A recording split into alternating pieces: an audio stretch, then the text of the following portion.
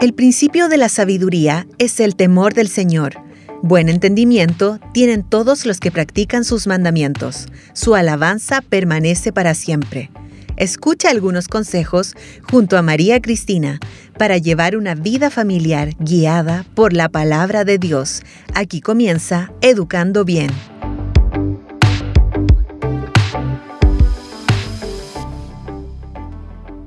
Hola, bienvenidos todos a este programa en donde conversamos con ustedes en este programa llamado Educando Bien. Sean todos muy bienvenidos y damos gracias al Señor por este tiempo que tenemos de compartir la palabra del Señor y poder estar aquí también educando a toda nuestra familia cristiana y a todos nuestros amigos también que comparten con nosotros día a día. Dando gracias al Señor porque ya estamos en nuestro tercer episodio, tercer capítulo de este tema que estamos tratando con todos ustedes, el papel de la iglesia en la educación cristiana. Hoy vamos a compartir este tercer capítulo que se llama El discipulado y la formación del carácter cristiano. Y esto lo estamos también llevando junto al pastor Manuel Rivas. Yo conversé un poquitito acerca de él, pero vamos a volver a mencionarlo para que usted le conozca también un poquito más. El pastor Manuel está en el ministerio desde el año 2007. Realizó una maestría en predicación expositiva y actualmente está finalizando una maestría en consejería bíblica. Además, es licenciado en educación y profesor también de educación media en química. Está casado con su esposa Marta y tiene 2 hijitos ya. Y ha sido un gusto tenerlo en nuestros programas pasados y le damos la bienvenida nuevamente aquí a este programa Educando Bien. Bienvenido, pastor. Muchas gracias, hermana María Cristina. Es un privilegio de poder estar acá con toda nuestra audiencia, con todos aquellos que nos siguen del Ministerio Armonía y poder tratar estos temas que son tan relevantes acerca del rol que tiene la iglesia local para poder formar en las nuevas generaciones y también en los creyentes adultos vidas cristianas. Así que esperamos que también para todos aquellos que nos escuchan, que también nos ven, pueda ser de mucho provecho este tiempo. Amén, que así sea también para todos. Y vamos a compartir con ellos también el correo que tenemos, educandobien@armonía.cl, por si tienen alguna pregunta, algo que quieran también ellos preguntar, pueden escribirnos a ese correo, educandobien@armonía.cl. Bueno, yo le comentaba antes de salir ahí al aire, yo me he gozado y he disfrutado con poder estar también realizando estas pautas para poder conversar de estos temas, pero muy maravillosos, y doy gracias al Señor porque también junto con esto estoy también aprendiendo yo y es como un discipulado también para mí, así que están muy interesantes las preguntas y doy gracias al Señor por poder tenerle aquí junto a nosotros. Bueno, vamos a ir entonces a la primera pregunta, pastor. Y tengo aquí un versículo, Mateos 4:19, que dice: venid en pos de mí y os haré pescadores de hombres. Jesús le dijo esto a Pedro y a Andrés, 2 pescadores del mar de Galilea.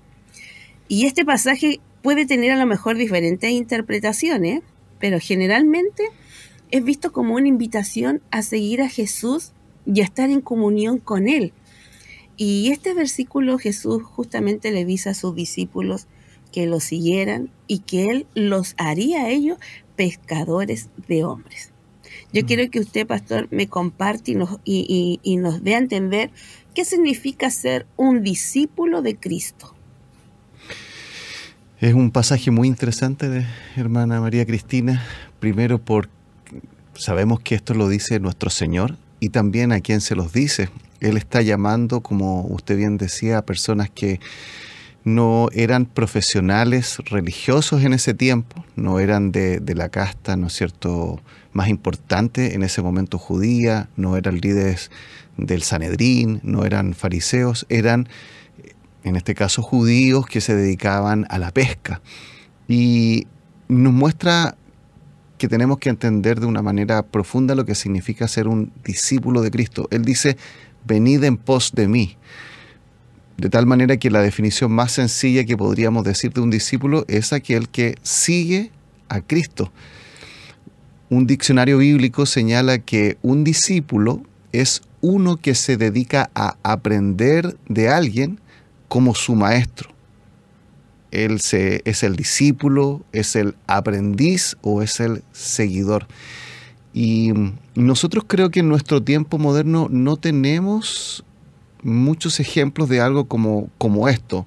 Nuestras palabras pueden significar o tienen un contexto diferente. Mientras leía acerca de esto, recordaba a un maestro bíblico, R.C. Sproul, que señalaba, le gustaba usar algunas palabras en otros idiomas, que nosotros tenemos que hacer, en este caso, seguir a Jesús, y él era un maestro peripatético, decía él. ¿Y qué significaba eso? Que él enseñaba mientras caminaba. Él enseñaba mientras utilizaba cosas simples. Hablaba de la agricultura, hablaba de mirar las aves del cielo, hablaba de mirar en el campo las flores. Él utilizaba los ejemplos para la enseñanza del Evangelio con las cosas cotidianas que habían alrededor de él. Y esto no es muy común en nuestro tiempo. Recordemos que en nuestros colegios los niños están en un aula, tienen una pizarra, algunos más avanzados tendrán un televisor y aprenden en un espacio cerrado. Pero, por ejemplo, incluso en el mundo griego, Aristóteles salía con sus discípulos al aire libre y ahí les daba sus lecciones. Y el Señor Jesucristo estaba hablando acerca de esto. De tal manera que lo que hemos dicho ahora nos muestra lo siguiente, que ser un seguidor de Cristo, ser un discípulo de Cristo, ser un cristiano, es seguir a Cristo, y seguir a Cristo no es simplemente un estudiante intelectual de las verdades bíblicas, y creo que eso es muy importante de entender. Hoy día nosotros tenemos una cantidad de recursos para estudiar increíble, ¿no es cierto, hermana María Cristina? Yo estaba aún en la universidad cuando empezó a llegar el internet. Recuerdo ahí en el departamento de química, mientras estábamos, había un laboratorio antiguo de computadores, uno se conectaba por el teléfono, se demoraba en cargar y uno veía las páginas web. Y de ahí en adelante, a todo el mundo, y también en el mundo cristiano, tenemos una cantidad de recursos increíbles. Libros, conferencias, predicaciones, y de hecho, gracias al Señor estamos ocupando ahora esos mismos medios. Pero un discípulo de Cristo no es simplemente un estudiante intelectual, sino alguien que está profundamente vinculados a la enseñanza de Jesús como su maestro, y que esas enseñanzas quiere que permeen en su vida, que se internalicen en su vida. Es decir, nos demanda un compromiso, una imitación y quizás lo mejor decir, una transformación de vida. Ser un seguidor de Cristo significa estar dispuesto a que nuestra vida sea transformada por Él. Los padres de la iglesia, en el periodo que vino después del primer siglo, siglo II en adelante, señalaban esto. Ellos decían que no se trata solamente de algo intelectual, no era algo solamente cognitivo, sino que era una imitación de Cristo. Y eso incluía obviamente a veces cosas que eran difíciles. Uno de los padres de la iglesia, llamado Ireneo de Lyon, dijo: la gloria de Dios es el hombre plenamente vivo, y la vida del hombre es la visión de Dios. Lo que él quería decir era que estar plenamente vivo era cuando nosotros realmente estábamos en este camino de imitar al Señor Jesucristo. Yo creo que cuando uno se da cuenta de lo que estamos diciendo, se puede percatar que ser discípulo de Cristo es más profundo de que lo que a lo mejor hemos pensado o hemos dicho, hermana María Cristina. Es que así es, por eso yo le decía a usted delante, con estar escudriñando la palabra, buscando y interiorizándome más en esto, como que uno más va aprendiendo y le encuentra como más relación a lo que uno va leyendo también. Este versículo yo creo que tiene una gran aplicación a nuestras vidas hoy en día, porque nos recuerda una vez más que debemos nosotros seguir a Jesús y buscar esa relación cercana con Él. No estar así distante, sino que es más cercana, y al hacerlo justamente nos estamos equipando nosotros para llevar la palabra de Dios a otras personas. Y hacer discípulos también puede llevar a seguir a Jesús. O sea, me es un gozo para mí poder saber y entender de que somos discípulos del Señor. debemos acercarnos al Señor, debemos conocer su palabra, debemos llevarla y compartirla también con otros. Este es el mensaje, la buena noticia que debemos nosotros compartir y llevar. Qué gran y profunda enseñanza podemos sacar de todo esto, pastor. Hay otro versículo igual, pastor, que quiero que podamos también sacar provecho de ello, que es Colosenses 2, del 6 al 7, que dice: por eso, de la manera que recibieron a Cristo Jesús como Salvador, como Señor, vivan ahora en Él, arraigados y edificados en Él, confirmados en la fe, como se le enseñó, y llenos de gratitud. El versículo Colosenses 2:6 nos da una importante enseñanza también sobre cómo debemos caminar en la fe cristiana, después de haber recibido a Jesucristo como nuestro Señor y Salvador. Y la clave está justamente en la palabra andar, que significa caminar y avanzar en nuestra vida cristiana. O sea, lo recibimos y seguimos avanzando y caminando en esta vida cristiana y recibiendo las instrucciones del Señor, como discípulos del Señor. Quiero conocer más de Él, quiero crecer espiritualmente. Entonces, ¿cómo puede la iglesia guiar justamente a los nuevos creyentes en su crecimiento espiritual? Yo creo que ahora hay muchos que son nuevitos, que están recién caminando en el Evangelio y justamente están con esta hambre de poder conocer y saber más del Señor. ¿Cómo puede la iglesia guiar a los nuevos creyentes en su crecimiento espiritual?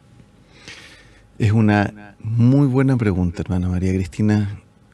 Otro de los padres de la iglesia, Clemente de Alejandría, dijo esto: no es suficiente llamarse cristiano, sino que se debe ser cristiano en hechos. Tremenda verdad también, creo yo. Y creo que cada época, cada momento de la historia tiene sus momentos, sus aspectos positivos y sus dificultades, sus problemas. Y quizás el día de hoy lo que nos sucede, vivimos en un mundo muy despersonalizado, un mundo muy individualista, y no podemos negar que eso también llega a nuestras iglesias. De tal manera que decíamos en un programa anterior que muchas veces hemos llegado a una definición como esto: yo he recibido a Cristo como mi Señor y Salvador personal, y eso lo hemos interpretado como que soy yo, mi relación con Dios, y no me importa nada más. Pero el crecimiento espiritual, decíamos, que se da en un contexto, y ese contexto es la iglesia. Yo creo que podríamos decir algo como esto: que la iglesia ayuda a los creyentes en su vida espiritual cuando les enseña a esto que hemos dicho recién, a caminar con Cristo en las distintas etapas de la vida que están viviendo. Por ejemplo, uno tiene que aprender a caminar con Cristo siendo un joven. Y luego, cuando pasa a ser un adulto, vamos a suponer que se forma una familia o que se tienen hijos, uno necesita en esa otra etapa nuevamente saber cómo caminar con Cristo. Y luego, cuando ya se envejece, ¿no es cierto?, cuando uno empieza a adquirir quizás ciertas enfermedades, cuando uno tiene ya cambios físicos, cuando a lo mejor su apariencia física en el espejo no es la que las redes sociales le recuerda con fotos de hace 15 años atrás, uno necesita en esa nueva etapa caminar con Cristo. Por eso yo creo, hermana Cristina, que todos nosotros en cada etapa de la vida somos siempre primerizos. Cuando uno es padre por primera vez, primerizo. Cuando uno tiene hijos adolescentes, es primerizo en eso. Y el aprender a caminar con Cristo nos ayuda en esa etapa. Entonces, cada etapa conlleva nuevos desafíos, lleva nuevas tentaciones, lleva nuevas pruebas, y crecer espiritualmente significa aprender a ser un discípulo de Cristo en el camino de la vida. Como usted bien señalaba, esta expresión andar, seguir, el camino, está en toda la Biblia, en los Salmos y también en el Nuevo Testamento, y se refiere a pasar las distintas etapas de nuestra vida en una relación con Dios. Entonces, la iglesia tiene que enseñar a los jóvenes cómo vivir en su etapa de su vida esa relación cercana con Cristo, a los adultos, a los niños. Y en este versículo que usted señalaba, creo que es muy importante o interesante en Colosenses capítulo 2, porque en la NBLA lo traduce así: por lo tanto, de la manera que recibieron a Cristo Jesús el Señor. Está hablando algo en el pasado. Esto sucedió en un momento de sus vidas. Ustedes recibieron a Cristo Jesús como el Señor de sus vidas.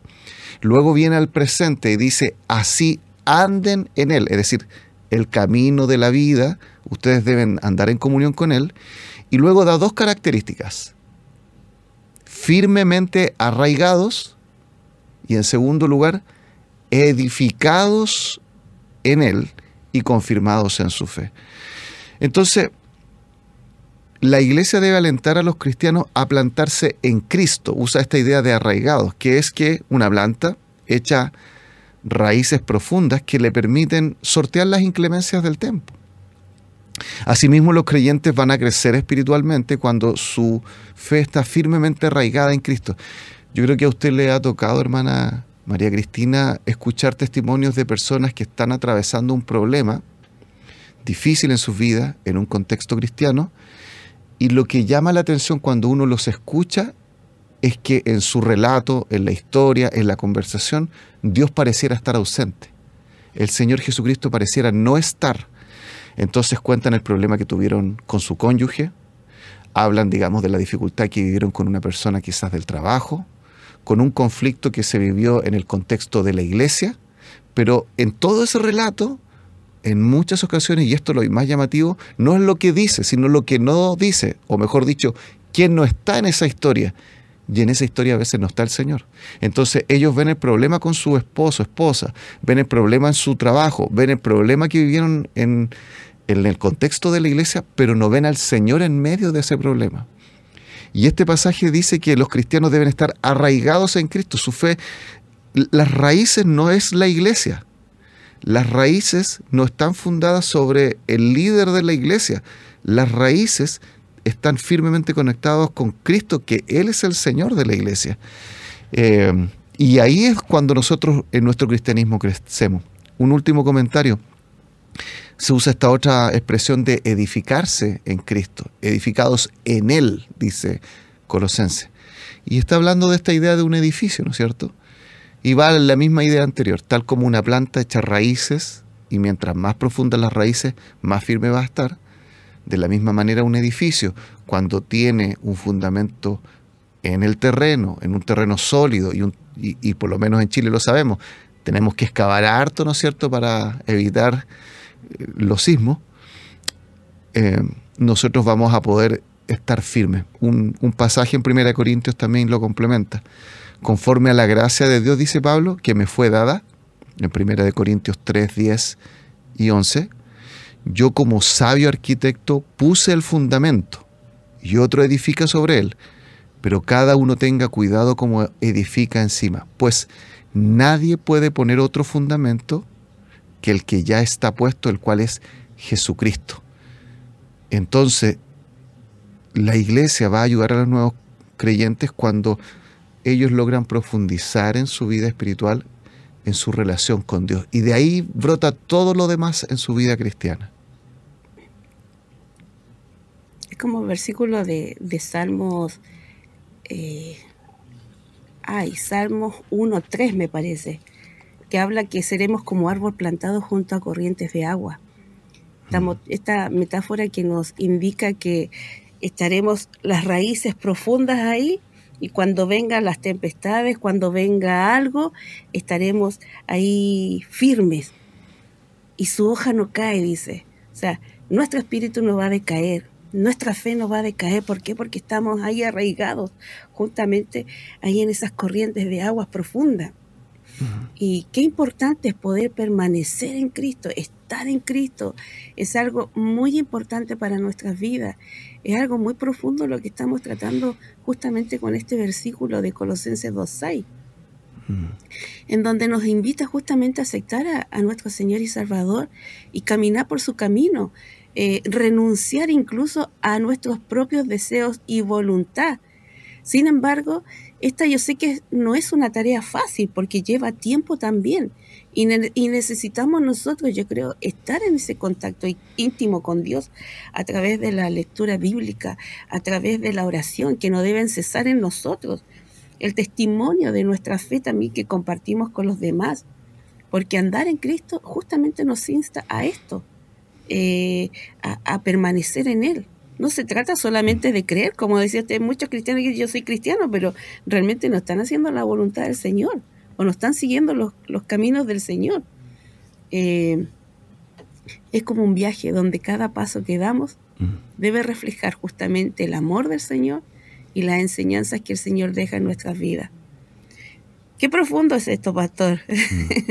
Así es. Qué bueno que todo esto también va quedando grabado para que después justamente los hermanos puedan buscar ahí por la señal y puedan volver a compartir este mensaje de Cristo.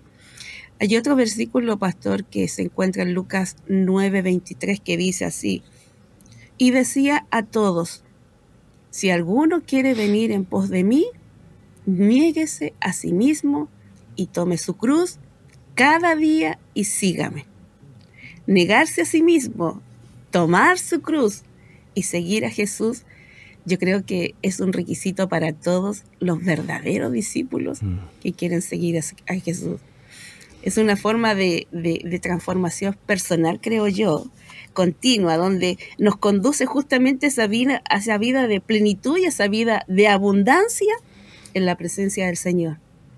Si bien la adopción de este estilo de vida muchas veces, como lo decía antes, no es fácil. Es necesario, sí, para el crecimiento y el desarrollo de nuestra fe y confianza también que estamos colocando en el Señor.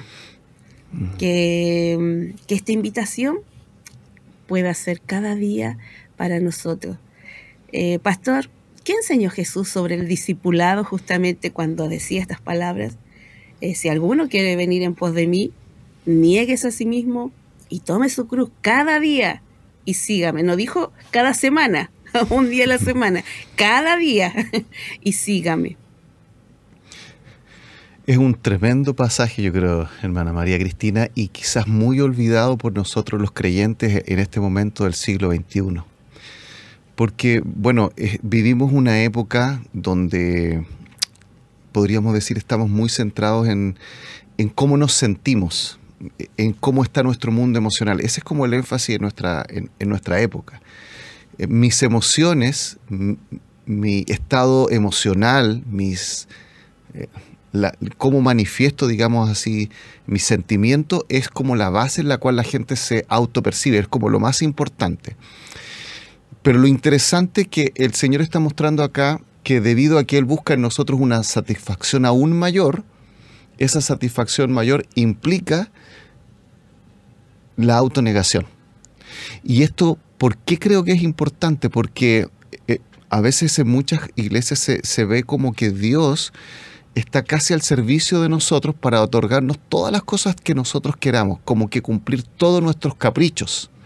Una vez escuchaba a un pastor que decía que hay muchos cristianos que piensan que nuestro Dios es como Aladino y su lámpara, ¿no es cierto? Y cada día cuando yo oro es como que lo estoy frotando, ¿no es cierto? Y le digo, Señor, concédeme los 3 deseos para el día de hoy. Y no es así. El Señor dijo, si alguien, y aquí hizo una generalización, está diciendo cualquier persona, independientemente si lleva 1 año en el Evangelio, si lleva, no sé, 3 décadas, independientemente, digamos, si es hombre o mujer, independientemente si es un líder reconocido, público, o si es un creyente que a lo mejor pasa desapercibido, independiente del área específica con la cual a nosotros nos cueste luchar más o no, dice que si cualquiera de nosotros, porque esto se los decía a todos, si alguien quiere seguirme, niéguese a sí mismo. Es decir, hay un mínimo común denominador para todos nosotros los cristianos, y es que la vida cristiana implica la autonegación.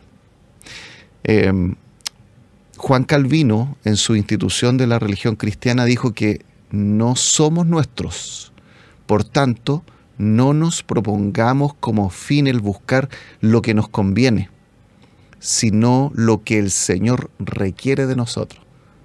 Lo vuelvo a decir porque creo que es muy bueno. No somos nuestros. Por tanto, no nos propongamos como fin el buscar lo que nos conviene, sino lo que el Señor requiere de nosotros. Entonces, negarse a sí mismo va a implicar renunciar a algunas cosas, a la autosuficiencia o a creer que si sigo cada deseo de mi corazón eso va a ser bueno. Dios dice no sigas cada deseo de tu propio corazón, sígueme a mí. Y respecto a esa última parte, tomar su cruz, es increíble lo que el Señor está diciendo. Recordemos que primero Él no iba a la cruz cuando dijo estas palabras. Él lo sabía, Él es Dios hecho hombre, sabía lo que venía, ¿no es cierto? Y por otro lado, sabemos que en ese tiempo todos estos aspectos positivos que nosotros vemos en la cruz, ellos no lo tenían. La cruz era la manera en la cual alguien que había cometido un delito grave, un criminal, era ajusticiado y era absolutamente vergonzosa, denigrante. Donald Carson dijo, la idea de tomar la cruz hace referencia a la creencia cristiana de que sufrir por Cristo forma parte de la vida cristiana.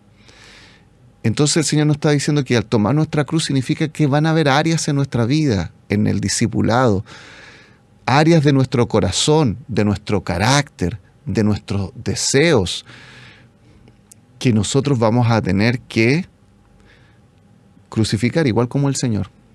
Esta creencia, dijo también él, es que al sufrir por Cristo, el cristiano vence el mal y el pecado y entra en el campo de batalla con la victoria ya ganada. Entonces, esto es el costo del discipulado. Es el lado que quizás no quisiéramos nosotros que estuviera, pero el Señor nos muestra que no podemos ser discípulos de Él sin negarnos a nosotros mismos. Amén, así es. Yo creo que este es un hermoso recordatorio de que en la entrega encontramos nosotros esa verdadera fortaleza y ese propósito también por el cual el Señor nos mantiene aquí. Yo creo que cada sacrificio que hacemos nosotros, cada dificultad que pasamos, nos acerca un poco más ahí al corazón de nuestro Señor. No es un camino fácil. Para muchos a lo mejor se le ha hecho difícil, pero es el camino que justamente nos transforma, que nos va ahí moldeando, que nos lleva a ese camino seguro y que nos da esa paz que sobrepasa todo entendimiento. Es una paz tan hermosa, tan linda, que como bien lo dice, el mundo no la conoce, pero nosotros los cristianos sí entendemos y reconocemos esa paz sobrenatural que puede gobernar nuestro corazón al seguir a Jesús, al descubrir esa esencia que verdaderamente nos identifica con Cristo. Yo creo que no solamente existimos aquí, sino que para todo hay un propósito y el Señor nos tiene aquí justamente para cumplir esa tarea que nos encomendó a cada uno de nosotros. Yo doy gracias al Señor por esta instancia que nos da de poder transmitir este mensaje justamente por estas vías, estos canales, porque se cumple una vez más la palabra del Señor cuando dice que ir por todo el mundo y predicar el Evangelio. Y no solamente lo estamos haciendo así de esta manera, sino que cada uno de los hermanos, amigos que está escuchando ahora y que aporta también para que lo podamos hacer, también lleva ese mensaje, yo creo, pastor, porque lo hacemos por gracia y que el Señor nos ofrece a nosotros. Así es. Qué hermoso. Bueno, yo lo quiero llevar a otro versículo, pastor, también. Estoy aquí como, me siento como la alumna. No sé si decirle pastor o profesor. Pero bueno, lo quiero llevar a este otro versículo, pastor, que está en 2 de Timoteo 2:2, que dice: lo que has oído de mí ante muchos testigos, esto encarga a hombres fieles que sean idóneos para enseñar también a otros.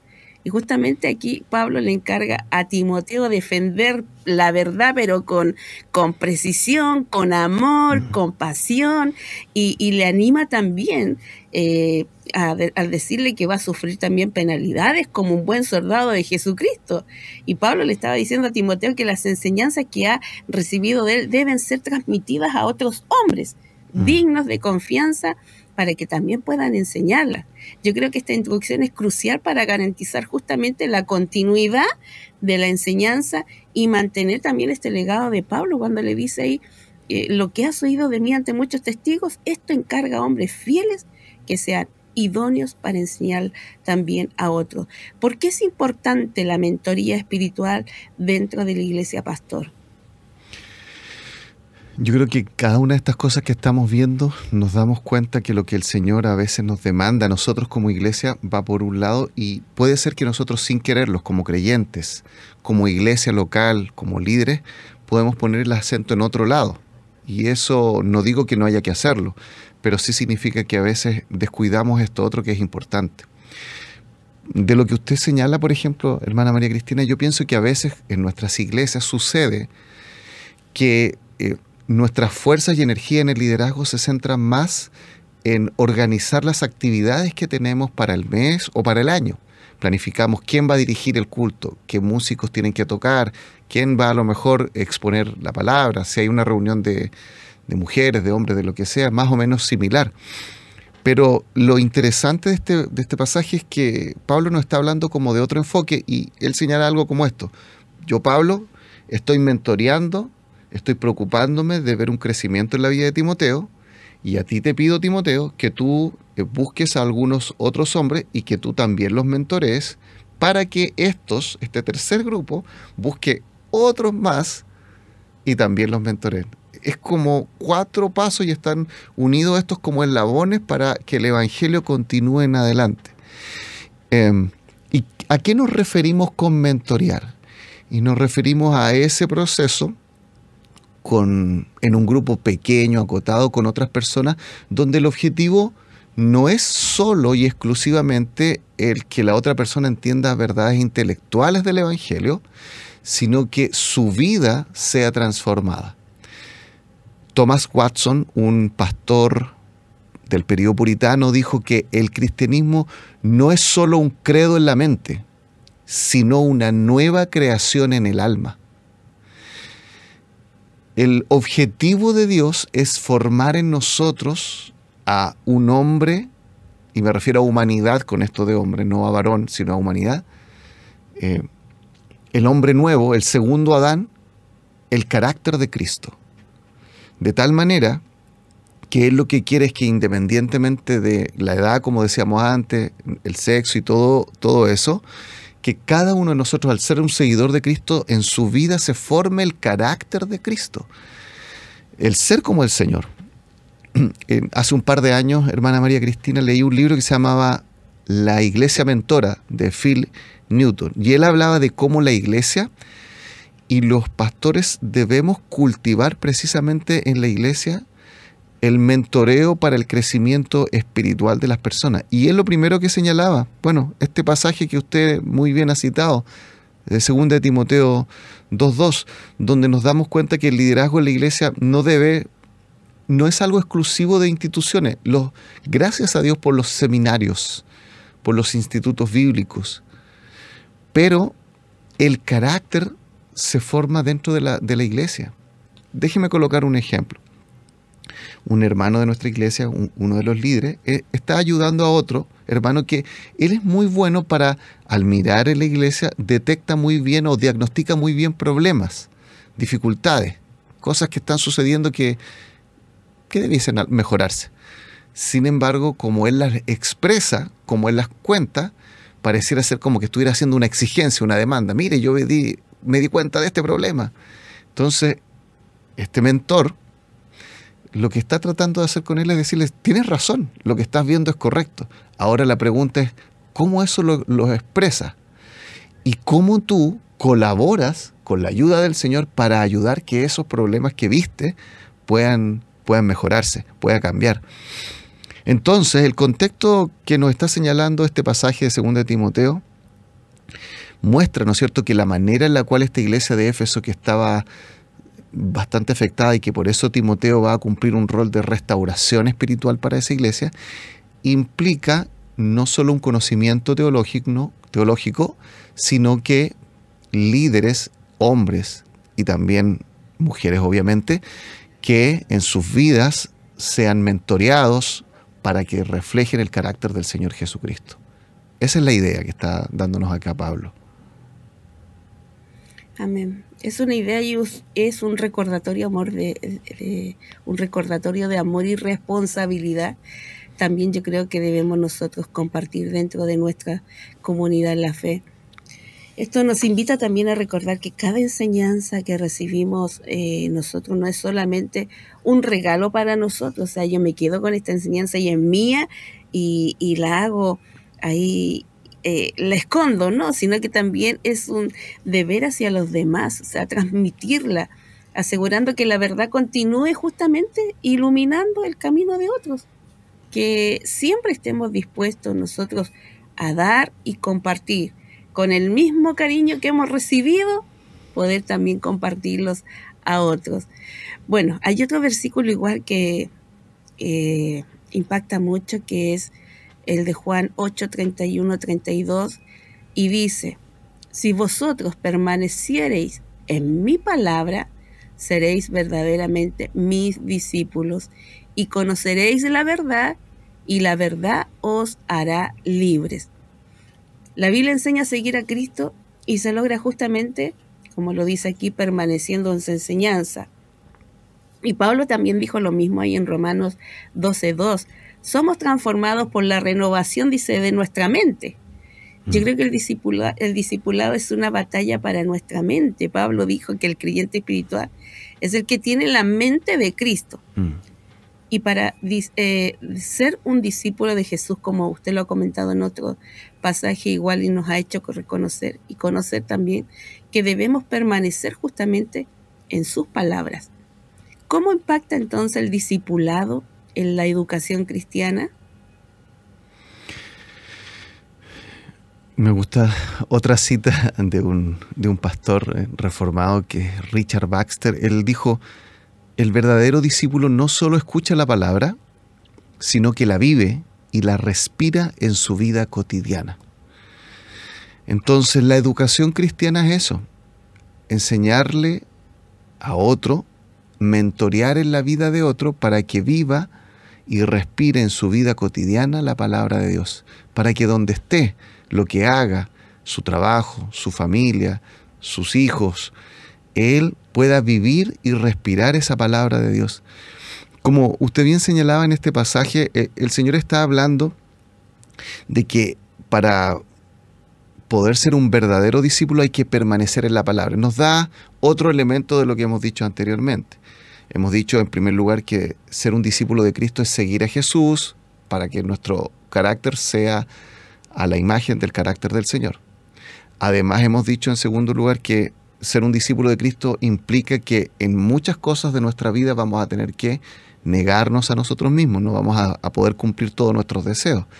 Y ahora está señalando, en un tercer lugar, en un tercer aspecto, que la palabra de Dios tiene un valor importantísimo para poder ser un discípulo del Señor y que debemos permanecer entonces en la palabra. Esto nos muestra que no basta solo con creer, porque el pasaje dice antes que esto se los dijo a los judíos que habían creído en él. Había ya, podríamos decir, una aceptación intelectual. Sí, este Jesús que está dentro de nosotros es el enviado de Dios, es el Mesías de Dios. Y uno podría como cristiano decir: bien, listo, ya está hecho, esta persona confesó con su boca que Jesús es el Salvador, listo. Pero no basta solamente eso. Había una confesión de fe, sin embargo, tenía que haber un crecimiento espiritual. Y él nos está diciendo entonces que la palabra y permanecer en la palabra es clave para ser un discípulo del Señor. Y interesantemente, quizás algo que nosotros podemos obviar, pero en el versículo 32 dice que el resultado de permanecer en la palabra es que y conocerán la verdad y la verdad os hará libre. Este versículo muchas veces lo usamos en un contexto evangelístico. Mira, ven a Cristo y conocerás la verdad y la verdad os hará libre. Y eso es verdad. Pero la verdad es que la verdadera verdad la conoceremos cuando permanecemos en la palabra y vamos viendo a través de los años cómo el Señor nos va libertando de muchas cosas que incluso cuando conocimos a Cristo aún estaban en nuestro carácter, estaban en nuestra vida, pero el permanecer en Él a través del tiempo nos va ayudando entonces en podríamos decir, experimentar una libertad más profunda que lo que pensamos en un principio. Amén. Así es. Bueno, tengo como última pregunta, pastor. Nos quedan poquitos minutos, pero quiero que demos una pincelada también a esto, porque también es muy importante con respecto a lo que dice en Gálatas 6:2, en donde dice sobrellevar los unos las cargas de los otros y cumplir así la ley de Cristo. Yo creo que este versículo específico, Pablo justamente insta a la comunidad cristiana a ayudarse unos a otros y compartir sus cargas, siguiendo así la ley que Cristo estableció, así como el relato igualmente del buen samaritano. Nos recordamos de eso. ¿Qué rol tiene entonces la comunidad en la formación justamente del carácter cristiano? Bueno, como decíamos antes, hermana María Cristina, quizás a veces las fuerzas de nuestra iglesia las tenemos en, como decíamos, armar nuestros programas, quiénes van a servir y todo. Y esto no lo estoy diciendo para criticar ni a líderes ni a iglesias, sino porque es algo que yo mismo he experimentado, ¿ya? En mi labor pastoral. Hace un tiempo atrás empezamos a ver esto nosotros en nuestra propia iglesia. Y en este año juntamos a los líderes de la iglesia y les dijimos lo siguiente: queremos que cada uno de ustedes esté orando durante un tiempo y viendo a qué personas dentro de la misma iglesia el Señor coloca en sus corazones para que ustedes puedan invertir un tiempo más íntimo, cercano y profundo para ayudar a un discipulado espiritual. Lo interesante de este pasaje es que nos está hablando que aquellos que tienen que ayudar a las personas que están, en este caso, en una falta, en un pecado, no es los líderes, sino la iglesia como un todo. Ese es el punto. Qué importante han sido todas las preguntas que hemos estado compartiendo junto al pastor Manuel, y damos gracias al Señor por este tiempo que nos ha dado de poder escudriñar un poquito más la palabra, aprender más lo que es acerca del discipulado y animar también a los hermanos que son nuevitos justamente a que tengan este momento también de discipulado, que se acerque al pastor, que pida también esa mentoría de poder aprender más, qué debe hacer, cómo poder enseñar, y para aquellos que llevan más tiempo, a lo mejor que saben mucho más, discipular a otros que lo necesitan. Así que gracias, pastor, por estar aquí nuevamente con nosotros. Gracias por haber compartido, haber estado enseñándonos a todos. Nos portamos muy bien ahí en su clase, estuvimos y permanecimos ahí, pero qué hermoso poder estar escudriñando la palabra así de esta manera. Así que, pastor, le doy ahí la oportunidad para que también se pueda despedir. Un gusto poder estar con usted, hermana María Cristina, y también con todos aquellos que nos están siguiendo, que nos escuchan, nos ven. Esperamos que lo que hemos compartido, este momento que hemos tenido, haya sido también de provecho para cada uno de ellos. Amén. Bueno, entonces, a los hermanos, hermanas, amigos que comparten con nosotros, a todos nuestros auditores, les dejamos invitados ahí para el próximo programa y para seguir conversando de estos temas muy importantes para toda la familia cristiana. Espero que haya sido de mucha bendición para todos, así como lo ha sido para mí, y nos volvemos a encontrar. Les mandamos junto al pastor un abrazo inmenso y les decimos, esto fue Educando Bien. Dios les bendiga. ¿Quieres volverlo a escuchar? Encuentra Educando Bien en Armonía en Spotify, Apple Podcasts y armonía.cl. Cada semana un nuevo episodio.